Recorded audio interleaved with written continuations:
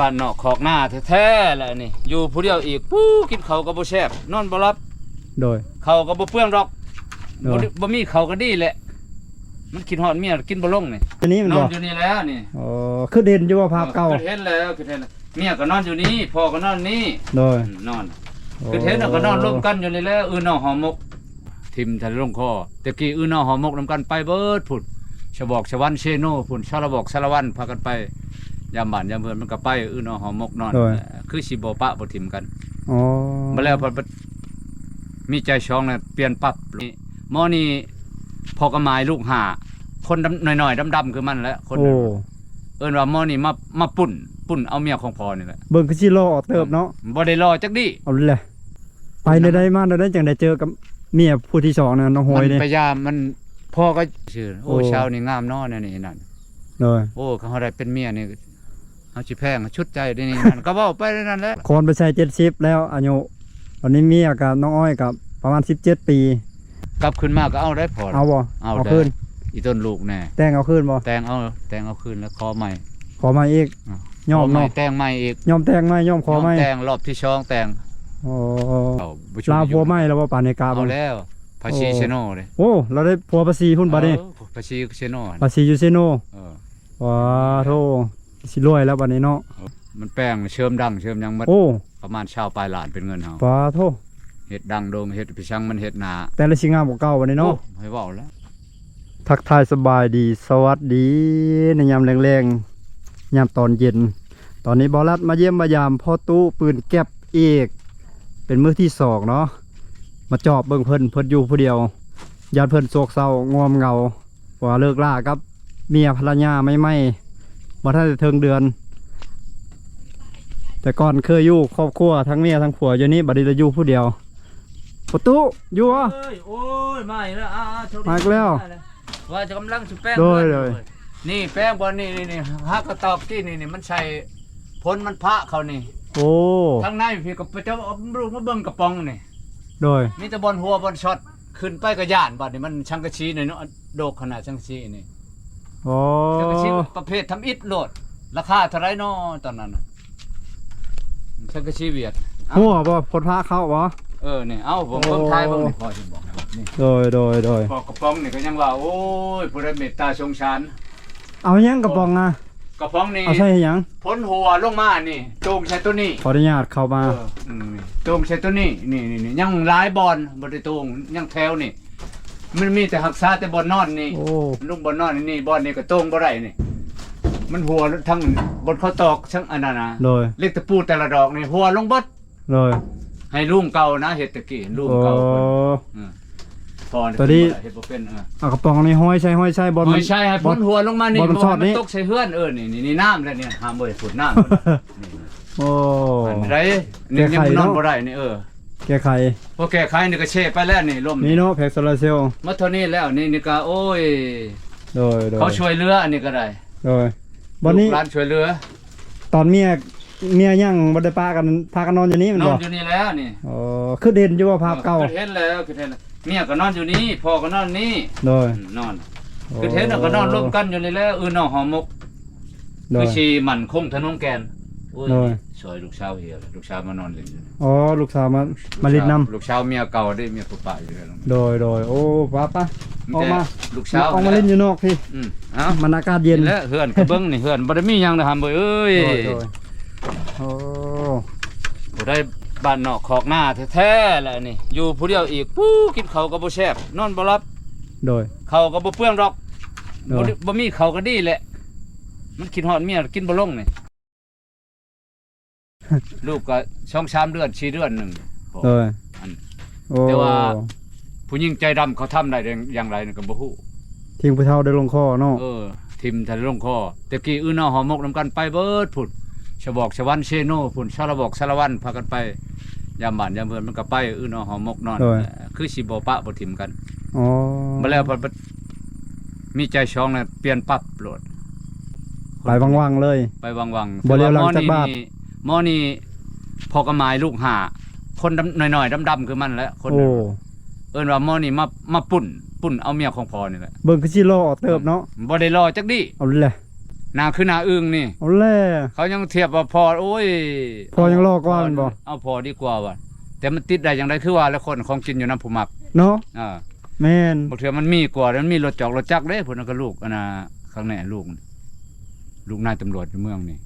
โอ้ลูกนายตำรวจในเมืองนี่พุ่นนั้นนะ เมืองสิปนนี่แหละ โอ้ ในนั้นแหละจังเบ็ดใช่ เราก็สิมีเงินแน่เนอน มี แก เพื่อนช่องหลัง หรือว่ามีคารมดีกว่าพ่อบ่ มันไปลิ้นมันพี่เอานี่ก็เป็นปีช่องปีแหละ โอ้ แชทหาโทรหาเอิ้นว่ามาปุ่นหัวใจของพ่อเดี๋ยวนี้ก็อย่ามันเขาเฮ็ดได้ให้เขาเฮ็ดบ่ว่าหยังดอกโลกอันนี้เด้อ เอ้าบ่เป็นหยังวิทย์ไปแล้วเป็นของเขาแล้ว เป็นของเขาผ่านเฮามาแล้วเนาะอย่า โด มัน ย ดอก ถือว่าอยู่เฮือนงอนๆเงียบๆผู้เดียวนี่เนาะเฮ็ดได้เนาะ นี่แหละคำมากก็นอนมันบ่รับบางเทื่อก็1 โมงฉลายนอน1 โมง12 โมง โอ้ ฟังเพลงฟังตู้ก็บ่มีเงินมีคำบ่มีตู้มีเพลง MP2 MP3 ก็บ่มีแค่นั้น โดย มันหันกลับไปลินน้ำเฮือนลูกนี้นั่งลินน้ โดย ำพอเท่าห่างเท่านั้น อืม มันตามื่นบ่ เออเฮือนพระทางหลังนี้เด้อ เท่า เนาะ ห่างแล้วนี่ เฮือนหลังนี้มันผู้ใดเฮ็ดพ่อพ่อเฒ่า ฮะ เฮือนก่อหลังนี้เป็นผู้ใดเฮ็ด โอ้ยก็พอนี่แล้วแต่เฮ็ดบ่แล้ว อ๋อ ยืมเพิ่นตะกี้หั่นตอนนั้นเพิ่นให้ยืมตอนนั้น ยืมแล้วเอาเงินอันนั้นได้บำเหน็จบำนาญและแทนแต่ละเดือน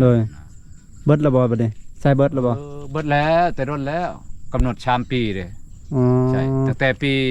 2019 โอ้อันนี้เฮือนน่ะเฮ็ดนำกันกับเมียผู้ที่สองนี่เนาะ เมียผู้ที่เมียผู้ที่หนึ่งอยู่นี่แหละแต่เป็นผู้ที่สองและผู้ที่หนึ่งอยู่เซโนพุ่น ผู้ที่สอง เออ ผู้ที่สองอยู่บ้านนี้ บ้านหัวยืงนี้ ผู้ที่สามแล้ว ผู้ที่ชาม น้องอ้อยอยู่พุ่น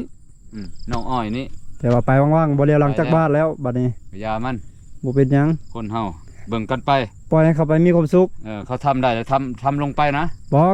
เขาเลือกทางที่ดีที่มีความสุขแล้วก็ปล่อยให้เขาไปเอาลูกผู้ชายเด้น้องปะเทาเนาะ เนี่ยมัน ปล่อยให้เขามีความสุขก็ดีใจแล้วว่า บ่ดีๆแล้ว เอาละ ญาติเมียเฮาบ่ดีแล้วเฮาคนบ่มีปัญญาแล้วก็ว่าหาญาติเอาเมียผู้อื่นน่ะ บ่ อันนี้หำเลยก็คือพอ เขาก็สิเหมาะสมกันแล้วเขาจังเอากัน คือรู้จักว่า โอ้อันนั้นเมียหมู่แล้วบ่ไปไก่หยอกก็หยอกซื่อๆบ่มักก็บ่เอาจริงเอาจังแบบนั้น ผู้หญิงมันบ่มีหยังอันหนึงเหมาะช่องมากก็แนวคิดยังอ่อนเล็กน้อย โดย แต่ แล้ว เอาจริงเอาจังหลายแย่เงินแย่ค่ำอันนี้นั่นตัวบัดนี้ได้อยู่ได้นอนนํกันแล้วมันก็ปากันบ่ได้แบบนั้นได้ โดย มันก็ป้าเจ้าผู้ผัวเก่ามันสิงามสิรอได้ก็ย่า ตอนอยู่นำปะเทาก็เอาเงินให้เราอยู่บ่ โอ้ยก็เงินก็ชุดกับมันหั่นแหละ โดยให้เรากำเลยเงิน ชุด เราเป็นคน กับมีย บริหาร อืม น้องอ้อย เป็นคนบริหารเงิน แล้วพอดีซื้อน้องฮวดนี่เนาะโหย นางโหยอันนี้ นางโหยเมียพอดี คนมันน่ะภูมิหางใหญ่แน่อันนี้ บ่ได้มาบ่ยังบ่ได้มาเลยบ่ นี่แล้วอันนั้นนี่แล้ว ไปอยู่ระยองนะ ยังเฮ็ดทำงานอยู่ จังหวัดระยองเนาะ เป็นแม่บ้าน แม่บ้านอยู่จังหวัดระยอง ท่านได้เอาผัวซ้ำ ยังมันโทรมาเรื่อยๆครับพ่อ โอ้ พ่อนี่ก็ยังได้ล่มเนี่ยโทรหาพ่อมันเองอยู่นี่พ่อแม่ โดยโทรหาปะเทา ลูก หั่ มัน นอยู่อันเด้ลูกมัน อ๋อ เห็นแล้วหน้ามันอยู่เท่ กับบ่ได้กลับมาเอา มันแป้งเชื่อมดังเชื่อมยังหมด โอ้ ประมาณชาวปลายล้านเป็นเงินเฮา ปาโท เฮ็ดดังโดงเฮ็ดพิชังมันเฮ็ดหน้า แต่ละสิงามกว่าเก่าบัดนี้เนาะ โอ้ให้เว้าแล้ว เตรียมแล้วเนาะเอาแล้วทุกคนได้ถือว่าอยู่ดีเพื่อนหรือว่ากระท่อมอันนี้ถือว่าเป็นดินของปะเทาเก่า ดินของพ่อเฒ่าห้างป้าหันแล้วเขากำหนดให้เดือน12นี่ให้หนี้ โดย ให้หาบนอยู่หั่นน่ะพอหาบนอยู่บ่ได้ก็จักเฮ็ดได้เขาต่อรองเขาก่อนอยู่ไปซ้ำมีผู้ใดชงชานดินพอได้ตั้งเฮือนตั้งชานสิตั้งตูบ โดย ไปตั้งตูบ ดินของพ่อน้องอ้อยดินอันนี้ อืม เมียเก่าเมียห้าง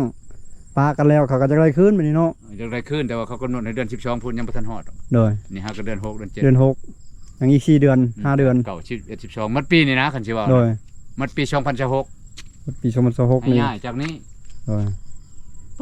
ตามพ สิ อ ไปทางใดต่อเนาะบัดนี้เนาะ บ่ฮู้ทางไปเลยตามพอคิดนี่เขาเป็นดินพอนี่สมมุติว่าเป็นลูกเคยแล้วป้าทิมกะยาอันนั้นน่ะลูกเจ้าป้าทิมกะยานี่พ่อให้อยู่ได้นี่สมมุติ โดย คันบ่มีกิจการหยังพ่อให้อยู่มันเว้าเลย โอ้ พอได้เบิ่งแย่งช่างต้นหมอกต้นไม้แถวนี้ โอ้ อันนี้ก็สมมุติว่าไปหาหนี้เดือน12เอาขึ้นแล้วนี่ก็จะบ่ได้เฮ็ดกิจการอีหยังนี่ โดย สมมุติว่าเนี่ยนะมันก็บ่เป็นนะ อยู่จักสิอยู่โดนบ่ได้อยู่ดินหมู่เนาะ เออ จักมื้อใดหมู่สิให้ออก กำหนด แนวเฮามีแต่สิทธิ์อยู่ซื่อ จำเป็นนะเห็นอะไร บ่มีสิทธิ์เป็นอะไรนะก็เราครอบครอง มันตกอัพแล้วเดี๋ยวนี้ เลย บ่ไหวแล้ว เลิกลากับลูกสาวเขาแล้วก็โย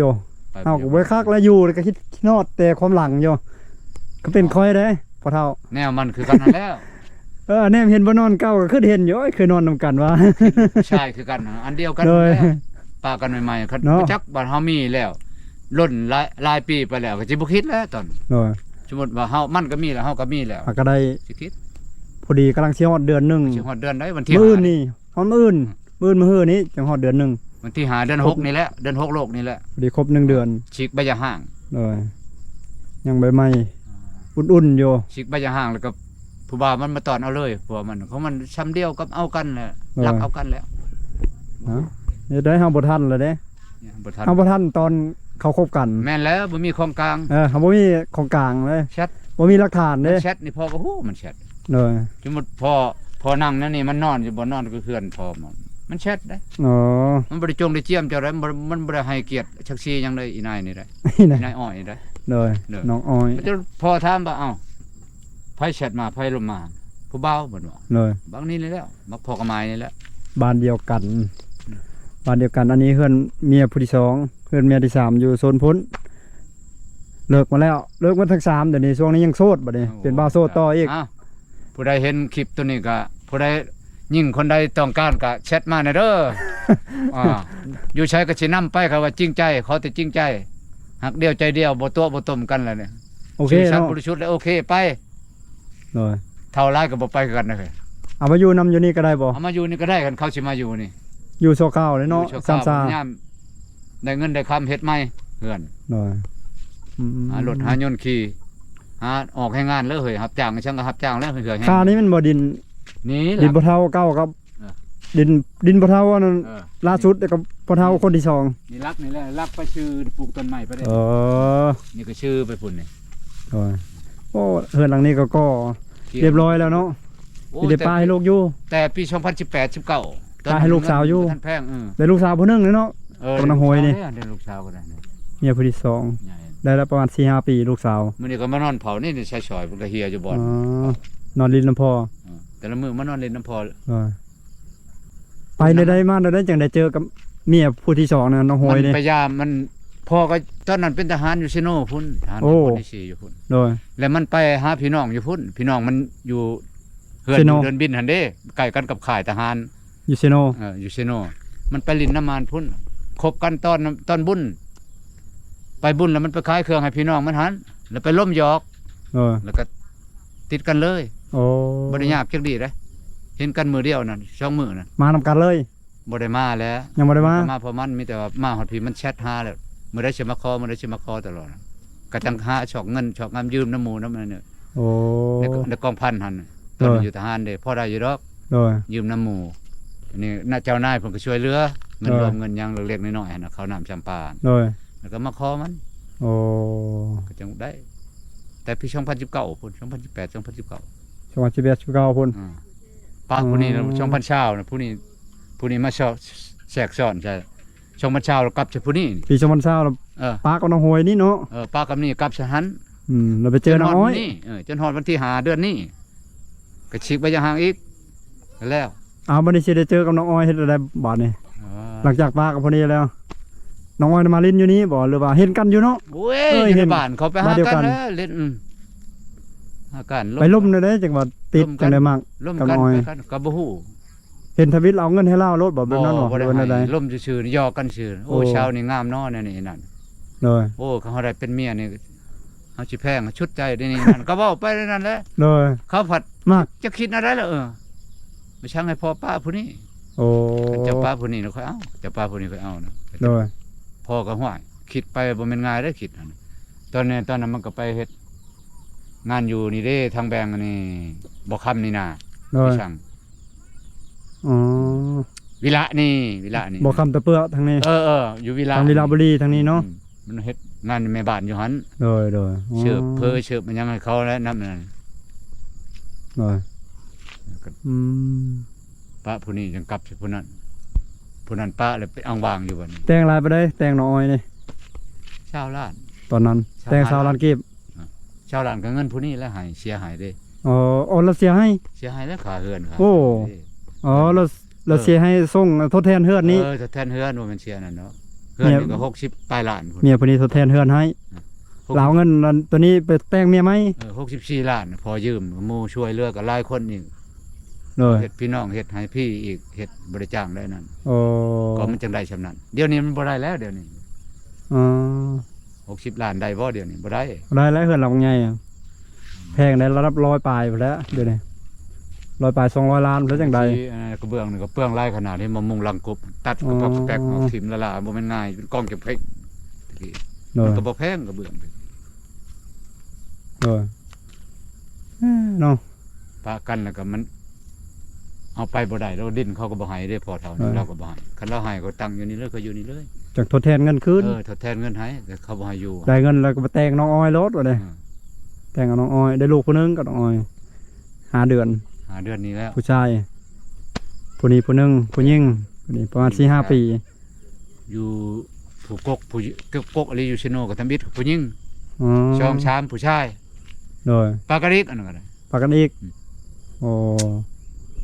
ปะย้อนเวียกงานนี่แหละหน้าที่เวียกงานบ่ได้อยู่บนเก่าบ่ชุ ลาวพัวไหมแล้วว่าปานในกา เอาแล้วภาษีชิโนเลย โอ้เราได้พัวภาษีพุ่นบัดนี้ ภาษีชิโน ภาษียูเซโน เออ ว้าโธ่สิรวยแล้วบัดนี้เนาะ บ่หังก็สิมีแล้ว จำบ่ร่ำรวยก็พออยู่พอกินแล้วเรานะ พออยู่พอกินพออยู่พอกิน เมียกก เลิกกันกับพ่อเฒ่าเราไปเอาพัวใหม่เป็นภาษีบัดนี้ ลูกชายกับบักหนึ่งก็ไปพังนั่นทำงาน โอ้ ยังบักหนึ่งอยู่นำแม่มันว่าคนบ่อยากเต็มปานใดบักนั่น เนย อายกบ บัดสุดท้ายพ่อเฒ่าเรามาอยู่ตกอยู่บ้านนั่น ต้มอัพอยู่นี่ อยู่บ้านป้าเนาะมาอยู่กลางป่ากลางดงนี้ อยู่กระท่อมน้อยตัวนี้แหละ เนย จนว่าเพิ่นหายายนี่ก็สิมาไปขอตังค์น้ำไม่เท่าอันนี้แหละเพิ่นสิ มี ให้ เตลิดเปิดเปิง เท่าเก่านี่อยู่แถวนี้แหละพออยู่น้ำเพิ่นชามชา ขออยู่นำนี่เนาะ ชามชาตาย เออ ในนั้น สาเหตุที่ได้มาอยู่ ก็ย้อนเอาเมียอยู่นี้จังไรมานะหลังจากปลดประจำการแล้ว ย้อนเจอกับน้องหวยนี้ เจ้าน้องโหยอยู่ชิโน่คนคือกัน ตามมาสู้เอาเลยนำมาสู้เอาตามมาสู้เอา ตอนนั้น อยู่ รถทีบโคลาวเอาโคลาวได้เที่ยวเลย รถจักรของเรา จากโคลาวจากนั้นน่ะ โอ้ย เขาเป็นอันนั้นเด้ตะกี้เป็นวัตถุพันธ์นะ อ๋อ ผู้ใดมีเงินหลายแหละได้ โอ้ย ผู้ใดมีเงินน้อยได้รถทีบได้เครื่องอัน ร นี้ ถที่บ่ บ่รถจักร รถจักรของเรา วัตถุพันธ์ตอนนั้นมีรถจักรโคลาวใหญ่ชุด โอ้ ราคาแพงชุดกว่าหมู่นะ โดยสุดท้ายเนาะ อืม สุดท้ายตอนนี้รถหายแล้ว หายไปเบิดเลย หายแล้วนี่ป้าอยู่นี่เลยแหละ พี่ละ เพ่แล้วแต่ตอนนี้ อืม ป้าให้เขาเลยไปเอาคนนั้นป้าคนนี้ป้าแต่ว่า อยู่กลางป่า ผู้นั้นก็บ่ทันได้หยัง ห่างจากตัวเมืองสวรรณเขตมา200 กิโลเมตรจากนี้ไป ช่องร้อยบ่ 200 จากเซโนหานี่กับประมาณร้อยปลายเนาะ 170วัน170 กิโลเมตร แม่นแล้วแต่หันไปชาวบ้าน แต่ 30กิโล นั่นแหละคือว่าจากเคยอยู่ในเมืองเนาะมาอยู่กลางป่ากลางดง มาอยู่แล้วอยู่นครหลวงเมืองจันทน์ก็ มากะตอนนั้นก็มีความสุขดีอยู่เนาะมาใหม่ โอ้แนวมาแล้วบืดผู้ชาวหุ่มหอขนาด ๆบัดตอนนี้อยู่ในสถานะยังอกหักตอนนี้ ต้นนี้ก็ โอ้ยแมงวันแมงมีก็บ่มาต้อมแล้ว อยู่ผู้เดียวขอเลาะแล้วนี่ เอา กินก็โอ้ยหากินก็ยากเลยหากิน สักมื้อต้องเจออีก